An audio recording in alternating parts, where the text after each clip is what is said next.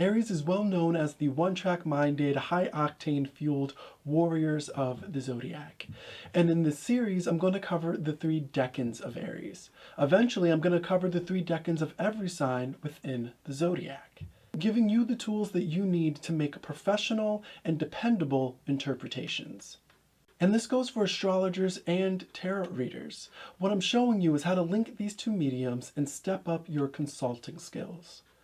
If you or one of your clients is someone born between March 20th and April 19th, then there are tried and true keywords that you should already know that are always associated with the sign of Aries.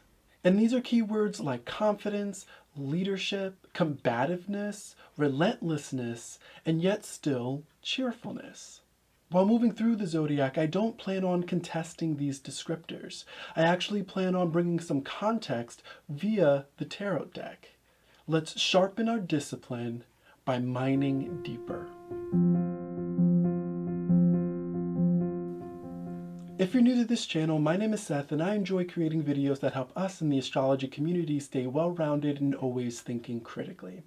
If you have no idea what the Decans are, or have no idea what the Decans of the Zodiac have to do with the tarot, or vice versa, you'll find on the screen and in the footnotes a link to the preface of this series. So be sure to check that preface out, get your questions answered, and then meet me right back here. We want to get better at reading natal charts or reading our tarot cards. And knowing how astrology and tarot connect is the first step for doing both. Knowing how the Decans of the Zodiac connect to the tarot is the second step. This is above beginner's level in both astrology and the tarot.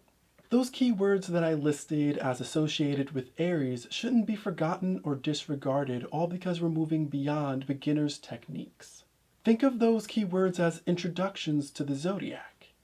And you can think of the Decans as moving beyond introductions. We're going to sit down with Aries and really get to know what this energy is all about. Today we begin with the second Decan of Aries. If you haven't watched the first Decan video yet, then I advise that you click a link to do so. The second Decan of Aries begins at 10 degrees and ends at 19 degrees of the sign.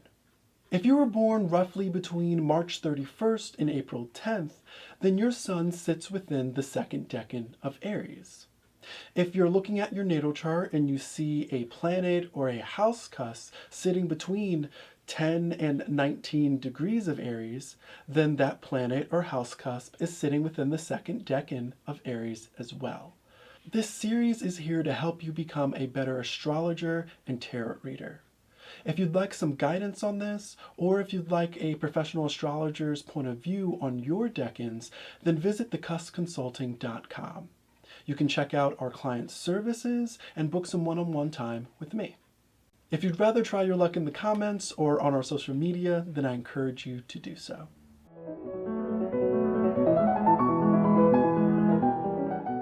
The Emperor is what Corinne Kenner would describe as a cosmic stereotype. It's a slice of tarot mythology that is associated with Aries.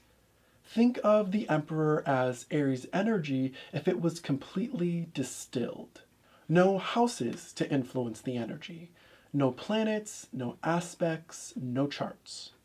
It's as if the energy was completely within a vacuum. When you do that, you find that the energy of Aries is detached and order-driven, moving forward with a concept that was actually established in the first Decan, which is manifestation.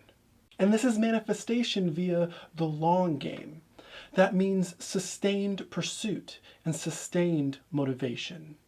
This is a little different from the stereotypes that we see used in astrology. This is a key difference in interpretation that helps both astrologers and tarot readers. You now have 2 stereotypes for the same energy to consider. Astrology associates Aries with unflinching and impassioned actions, where the tarot associates Aries with far-thinking and a much more reserved approach to motivations, or acting upon motivations. So the truth is likely somewhere in the middle.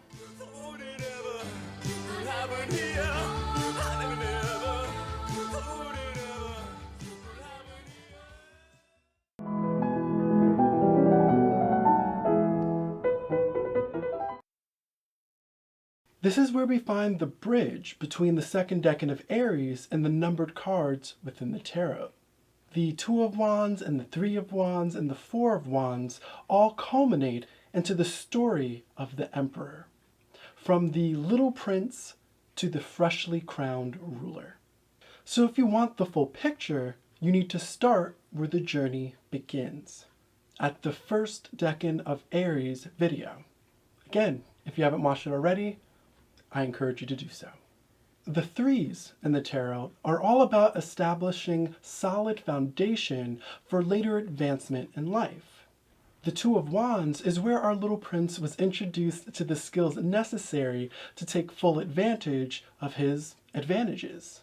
Now with the Three of Wands, we're understanding the prince's story as it develops from boyhood to manhood. This is where he gains a necessary sense of self and passion. The prince is growing up within this decan by learning two key concepts. These are key lessons that you as an astrologer or tarot reader can apply to your interpretations. The first key lesson is for our prince to do away with fear.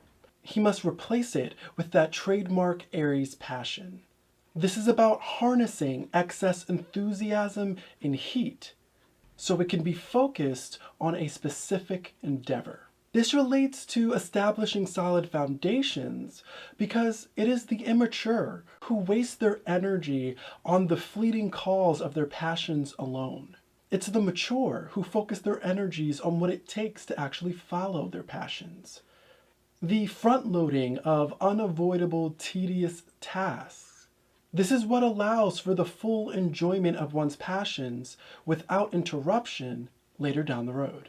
If the passion doesn't last long enough to get through the boring stuff, then it's not worth pursuing. And this is the second key lesson for our prince. Swallow the frog.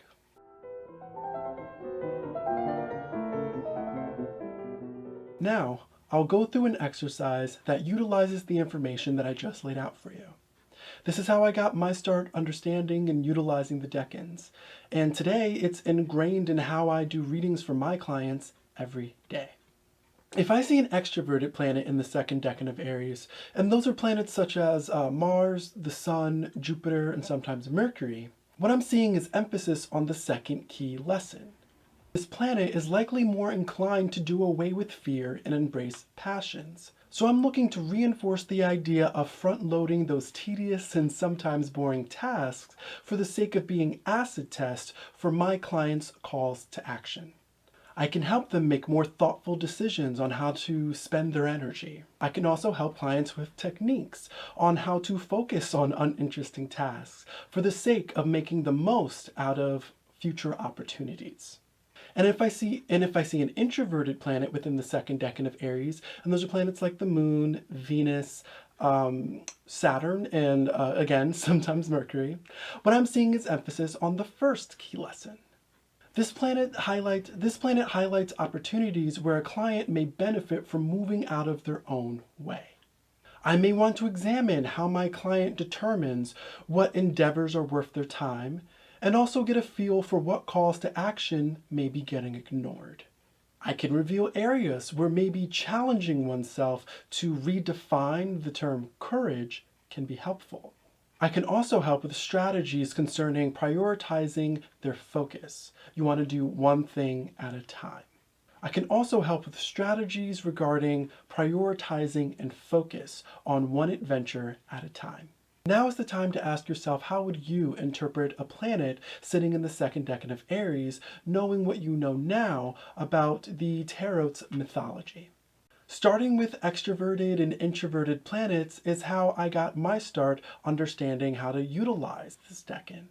And it became an approach to my interpretations that eventually helped me develop inductive astrology, my personal method for reading a chart. Leave a comment below with what you come up with. And don't pressure yourself to give a lot of information or very detailed information either. More lengthy interpretations come from houses and other aspects within an actual chart. So think of this exercise as if you are writing the first sentence of a more in-depth interpretation.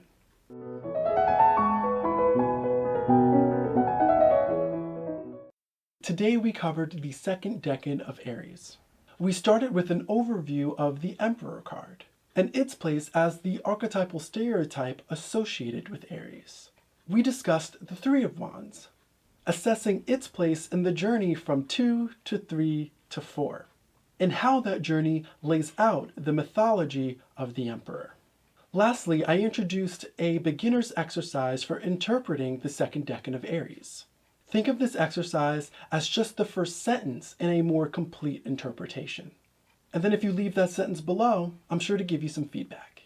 In our next installment, we'll continue this journey with the third decan of Aries, and we'll get a glimpse of how order and detachment became associated with the Emperor, and continue piecing together how the tarot mythologizes our fiery friend.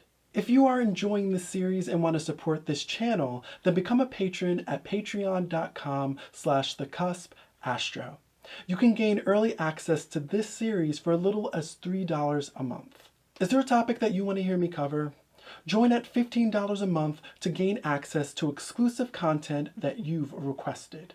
If financial support isn't your bag, know that subscribing, leaving my videos a thumbs up, or leaving your comments is a great way to contribute to this channel as well. Help me tread the choppy waters that are YouTube's algorithms. And make sure to say hello on our Twitter or Instagram. I'd love to see it. And now that I'm done bestowing you with all the tools necessary to help this channel grow, I'd like to remind you to embrace the stars, but always think critically.